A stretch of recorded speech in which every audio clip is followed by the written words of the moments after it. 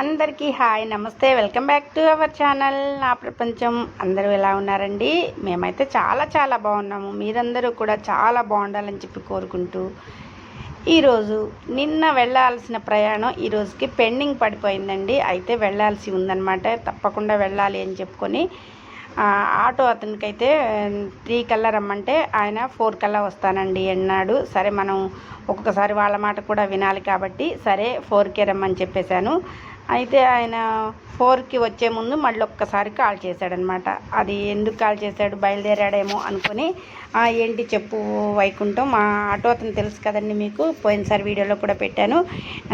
జాగ్రత్తగా తీసుకొని వెళ్ళి జాగ్రత్తగా తీసుకొస్తాడండి. అందుకోసమే ఎక్కడికైనా వెళ్తూ ఉంటే ఎప్పుడన్నా కానీ వైకుంఠాన్ని ఇలా పిలుస్తూ ఉంటాం అనమాట. అయితే ఎందుకు ఫోన్ చేసావు వైకుంఠం, బయలుదేరావా ఏంటి అని అంటే, లేదు అమ్మగారు, మరి ఇక్కడైతే వర్షం పడుతుంది, మీ దగ్గర వర్షం ఉందా లేదా అన్నాడు.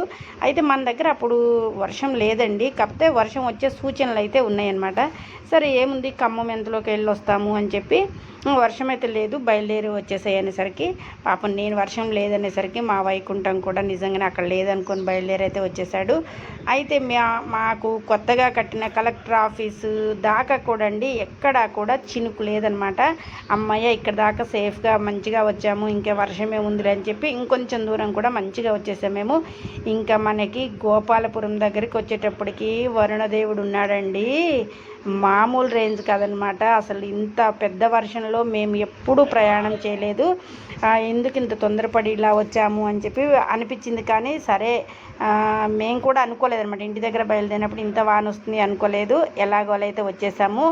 ఇంకా చూశారు కదండి, ఇది బస్ స్టాండ్ ఏరియా అనమాట. నీళ్లు చూసారా అంటే ఎంత పెద్ద వాన వచ్చిందో చూడండి. అయితే మనం ఇంట్లో ఉన్నప్పుడు ఎంత పెద్ద వాన పడ్డా కానీ మనకి సంతోషం అనిపిస్తుంది అనమాట. వాన రాంగులు అబ్బా వర్షం వచ్చింది ఎంత చక్కగా ఉందనుకుంటాము.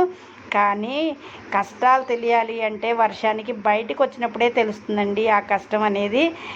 నేనైతే వర్షం వస్తుందంటే ఎప్పుడు దాదాపుగా రానండి బయటికి, కానీ ఈరోజు అనుకోకుండా వచ్చాను. ఇంత పెద్ద